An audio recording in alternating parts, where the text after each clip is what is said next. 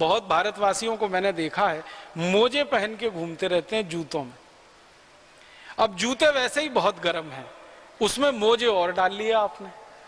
अब ये पांव जो होता है ना, नीचे का हिस्सा, अगर आप फिजियोलॉजी एनाटॉमी की बात करेंगे और उसको पढ़ेंगे और सामान्य भाषा में समझने की कोशिश करेंगे, ये अक्सर खुला हुआ रहना चाहिए ताजा हवा के लिए। लेकिन हमने एक तो जूते डाल लिए, जूते के ऊपर और मोजे चढ़ा लिए, तो मोजे के अंदर पसीना भरता रहता है और जूतों के कारण वो और ज्यादा बढ़ता रहता है। तो मोजों में इतनी तेज बदबू आती है, अक्सर लोगों को मैंने देखा है घर में जाके जैसे ही जूते उतारते हैं तो मोजे की बदबू घर के बाहर तक चली जाती है। पूरा घर जो है वो मोजे की बदबू से भरा हुआ रहता है। फिर उन मोजों को बंद करके अलमारी में और रख देते हैं तो बाकी सारे के सारे कपड़े भी बदबूदार हो जाते हैं। अब उन लोगों को कहो कि भाई ये मोजे की जरूरत भारत में नहीं है, ये यूरोप में है, इंग्लैंड में है, कनाडा में है, अमेरिका में है, क्योंकि बर्फ पड़ती है। आपको मालूम है साल में 6 महीने बर्फ पड़ती है ये यूरोप और अमेरिका वाले एरिया में। कुछ कुछ क्षेत्र में तो 8 महीने तक बर्फ पड़ती है। तो ज्यादा बर्फ पड़े तो पांव एकदम गलने लगते हैं। तो ऐसी स्थिति में मोजे और जूतों की जरूरत पड़ती है। भारत में तो कम से कम 3/4 इलाका ऐसा है जहां कभी बर्फ नहीं पड़ती और 1/4 इलाके में साल में 15-20 दिन, बहुत अधिक तो महीने भर बर्फ पड़ती है। तो उतने दिन के लिए अगर वो लोग मोजे पहने जो 1/4 इलाका भारत का बर्फ वाला है, उनको ही बात तो समझ में आती है। पूरे भारतवासी मोजे पहन के घूमते रहते हैं, भरी गर्मी में मोजे पहने रहते हैं। जून की गर्मी में, जुलाई की सड़ी हुई गर्मी में, जब बारिश भी होती है और गर्मी भी पड़ती है और खराब गर्मी होती है। ये मोजों का बड़ा विचित्र विज्ञान है। हमारे भारत में तो सन्यासियों के लिए जो पहनावा है वो खड़ाऊ है और गृहस्थ लोग भी पहनते रहे। परम पूजनीय स्वामी जी की जो खड़ाऊ हैं वो बहुत वैज्ञानिक हैं। एक तो लकड़ी की है, लकड़ी आप जानते हैं ऊष्मा की कुचालक होती है, और पृथ्वी आप जानते हैं बहुत बड़ी ऊष्मा की सुचालक है। तो पृथ्वी से आपके शरीर का जो कनेक्शन है, जो संबंध है, वो टूटा रहे, माने आपकी ऊष्मा और ऊर्जा पृथ्वी में ना चली जाए और बिना किसी कारण आपका बड़ा नुकसान ना होने पाए, इसके लिए लकड़ी की खड़ाऊ दी गई है। और लकड़ी जो है ऊष्मा की कुचालक होने के कारण पृथ्वी और आपके शरीर के बीच में एक माध्यम बन जाती है ताकि ऊष्मा का, ऊर्जा का, बेकार का प्रवाह पृथ्वी में ना होने पाए। इतने वैज्ञानिक तरीके से ये खड़ाऊ बनती है जिसका उपयोग हजारों साल से इस देश में होता रहा। हमने वो खड़ाऊ छोड़ दी और उस खड़ाऊ को छोड़कर यूरोप और अमेरिका की नकल करने वाले जूते खरीद लिए और उन जूतों में फंस गए मोजे और मोजे में फंस गई बदबू और बदबू में फंस गया पूरा घर और परिवार जो परेशान होता रहता है। हमारे देश में भगवान श्री राम का कहानी देखें, भगवान श्री कृष्ण का देखें, ये सब खड़ाऊ पहनने वाले लोग थे।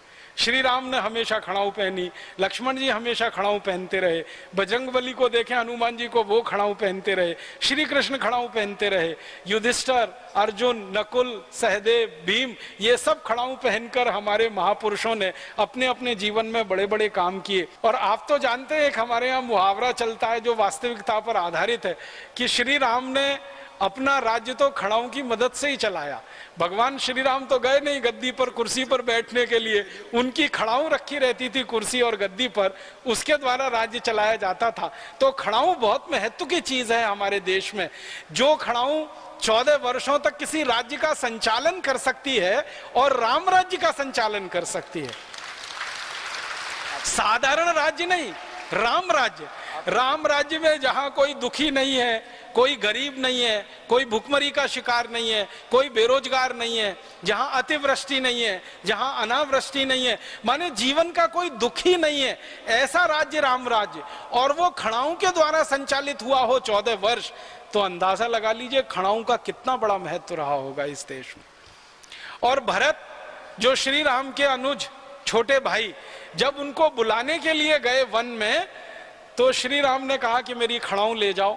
तो बहुत हर्ष के साथ, खुशी के साथ भरत उन खड़ाऊ को अपने सिर पर रखकर राम राज्य तक लेके आए, माने अयोध्या तक लेके आए।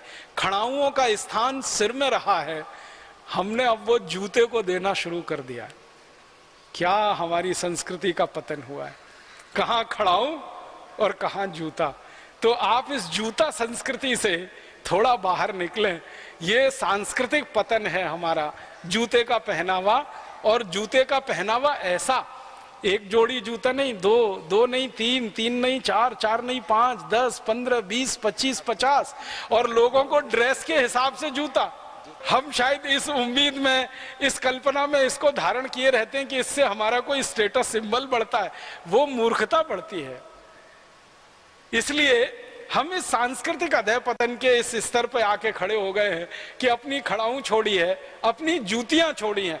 भारत में ऐसा भी रहा है कि कुछ समय जब बहुत ठंड पड़ती रही है तो खड़ाऊं का उपयोग नहीं कर सकते, तो जूतियां इस देश में बनाई जाती हैं।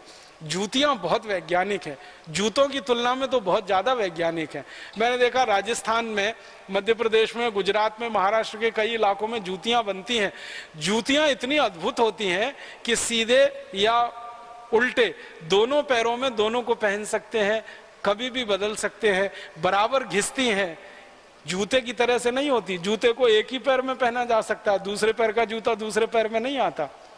इसका माने जूतियां जूतों से श्रेष्ठ हैं क्योंकि वो भारतीय और स्वदेशी उत्पादन का निशानी है, और जूता ये विदेशी उत्पादन की निशानी है। चमड़े की से बनती। और वैसे भी जूता जो है ना बहुत खराब ये माना जाता है हमारे यहाँ धार्मिक रूप से कि वो मरे हुए जानवरों की चमड़ी से बनाया जाता है। तो और हमारे यहाँ जूतियां जो बनती रही हैं वो स्वाभाविक मृत्यु से जो जानवर मरते हैं उनके चमड़े की ही जूतियां बनती हैं। लेकिन जूते बनाने के लिए जानवरों को कत्ल करना पड़ता है, मारना पड़ता है बेमौत समय से पहले, तब जाके वो कुर्म बनता है, उससे जूता बन पाता है। तो ये जूते में हम फंस गए। ये विदेशी माने एक तरह से अंधानुकरण, पश्चिमी अंधानुकरण या अंग्रेजी अंधानुकरण की दूसरी बड़ी निशानी